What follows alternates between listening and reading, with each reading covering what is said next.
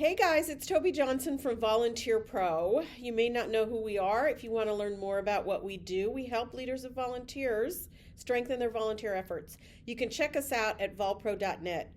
But I'm really here for another reason today.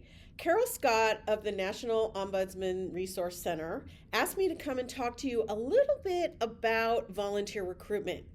And since I have past experience in the senior network, I thought I would share with you my 5 ways to leverage the Senior Services Network to find volunteers. So I think I want to get started right away. First of all, let's think about how big and diverse the senior network is, even beyond just the AAAs. You've got your elder abuse prevention programs. You've got Silver Sneakers. I've got a list here. I'm going to read it out. You've got senior legal aid. You've got Meals on Wheels in your congregate meals facilities. You've got your senior centers. You've got your AARP and other advocacy groups. You've got your VITA tax program. You got your state SHIP program and your senior Medicare patrol program. You've got caregiver support. You've got various corporate partners who have a stake in senior services, the folks that create all the wonderful software and products and medical supplies and pharmaceuticals and all that help serve and support our older people and people with disabilities. And so you actually have an existing network you can leverage to find volunteers. So why not start, when you're thinking about finding new volunteers, why not start and leverage the network that you already know, the network of people that already understand what you do, right? I think it's the smartest way to go. Work smarter, not harder. Of course, you can start to expand outside of the network, but why not start right there? And so what I would recommend you do is I'm going to give you 5 tips of things you might ask organizations within your network. Now, first, you're going to want to map in your community who are these organizations that are at play in your community. The other thing to know is you're not really competing for volunteers because, as you know, especially when folks retire, there are super volunteers that love to volunteer at multiple organizations. I know when I ran the SHIP program for Washington State, I had volunteers who did VITA tax, they did Medicare enrollment in the fall, they were ombudsmen. I had volunteers who did all kinds of things and they wanted to stay busy. So it's not a matter of competition. So you shouldn't think of it this way. You should think about spreading the word about your opportunities and making sure you can connect with the people who are most likely to say yes. So let's start with mapping so just, you can even pause this video for a minute and just map out all of the senior network organizations in your community. And then hit start again and we'll keep going, okay? Okay, now I hope you've stopped your video and mapped that community, those community assets if you haven't yet in your services network. So now that you've got those folk in mind, I want to give you 5 different ways you can reach out to them and get some work done and get some interest in your open volunteer opportunities. First of all, super simple, just ask them to share your information and your calls to action through their existing communications channels. And to do this, you want to give people content that is easy to cut and paste. Stuff with a little bit of graphic, a little bit of text, whether it's for a newsletter article or maybe it's for a social media post, etc. So you want to set up meetings with folks to establish this relationship. I wouldn't just spam everybody and go, please share in your channels. You want to make sure you have a relationship. And maybe that relationship is two-way and that you agree that you will also share some of their opportunities, okay? The second thing you can do is amplify one another's social media. So what that means is you're liking, responding, commenting, sharing. You're asking folks to share your posts that you post, or you will share the posts that they post. So this is super easy because they don't even have to cut and paste content. All they have to do is follow your social media and amplify it, respond to it. It's a good idea for them to comment on it and cheer you on, especially when you're out recruiting volunteers. Now, when you're meeting with organizations to do this, it's a good idea to share what hashtags you're going to use. Maybe establish in your local network a specific hashtag the whole network uses. So that way you can search for and find easily the types of posts that you want to share from other folks and that other folks can share from you, okay? So that's one way. The first way is to ask people to share your information where they're cutting and pasting your content. The other way is you're simply asking people to like, share. Now, this is something you could ask your volunteers to do as well. Okay, let's talk about tip number 3. Organize a joint event or co-sponsor an event. So, back in the day before COVID, we used to have senior fairs all the time. What happened to all our senior fairs? So you can create even a volunteer community event that attracts volunteers, or it can be for some other reason where you bring people together and you create and organize a joint event. I think this is fantastic when you're trying to network with people in the community that care. If you do it together, you're more likely to get media attention. You're more likely to save time because it's a coalition of people working on the event rather than just you. And it's likely to become a bigger thing. So the best time of year, I think, to do this is National Volunteer Week or National Volunteer Month in April, because the media is already looking for volunteer stuff. So you could create a celebration and recruitment event around that together. So that's the third thing, organize a joint event. Fourth thing, provide content, blog posts, videos, presentations you do, any content of value that you can provide to your partners that they can share with others. So this is more than just cutting and pasting a short little article. This is actually providing really high relevant content to your partners that they can share.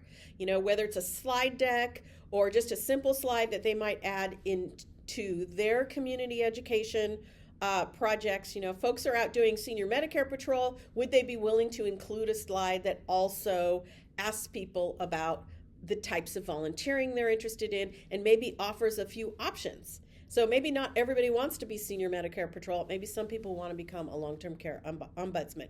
So think about content. Also think about educational content that you can provide.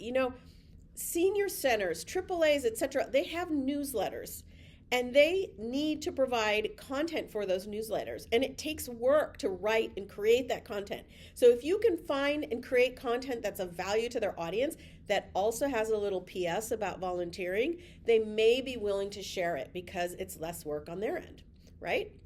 Fifth thing, probably the most important, I think, word of mouth marketing. Now, anytime I ask our Volunteer Pro students, members, etc., I ask them, what's the number one way volunteers come to you? And everyone says word of mouth. And I said, great. So what are you doing to be purposeful about your word of mouth? And people just look at me with a blank stare. So we don't want to do that. We want to create a purposeful word of mouth campaign. And so what we want to do is word of mouth is really about you, about me, and about we. And so when we think about word of mouth, people are motivated. Either it's about them and how proud they are of volunteering, and they want to look like a big deal to their network. There are people like this. And so you want to speak to that motivation in some of your volunteers. So you want to create a word of mouth campaign kit that they can cut and paste and share. Sometimes word of mouth is really motivated in some people. It's about me. It's about, it's either about the organization or it's about me. So I'm sorry, when I say it's about you, it's about your organization. So they're proud to be part of your organization, they love your cause, they're passionate about it, and they want to spread the word. Or when I say it's about me, it's about them looking good to their friends. They feel important. They feel like this gives them a certain amount of power in the world. And that's okay. So that might be the motivation.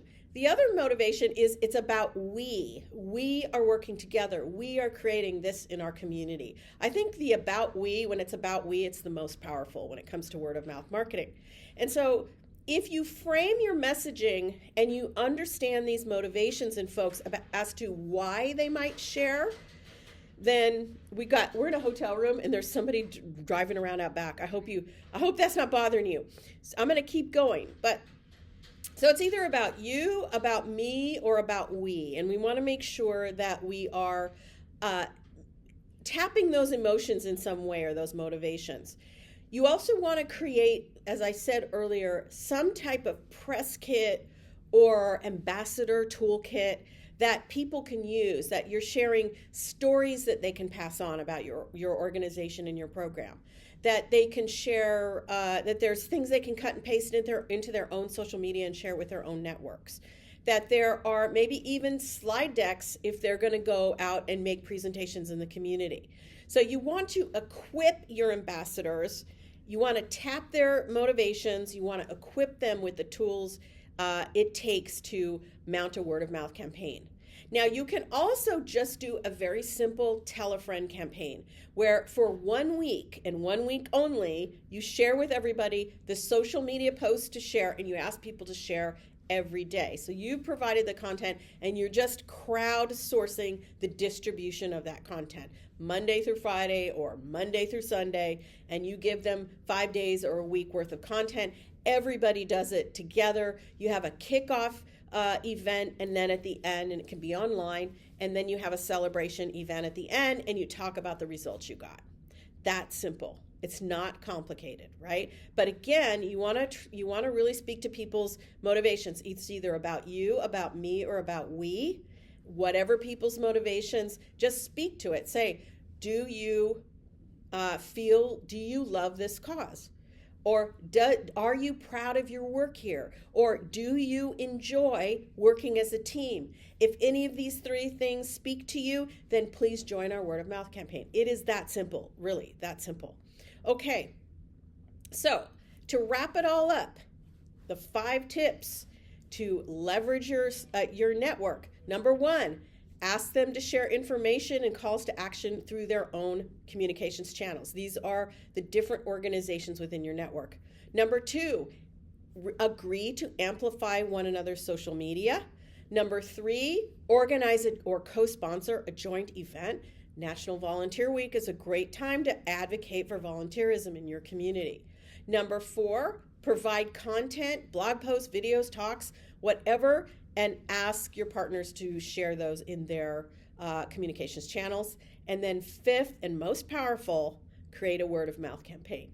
So I hope that helps you think through a little bit about leveraging the low-hanging fruit that's right in front of you. I mean, you don't really need to go that far to find people who already understand how important your work is.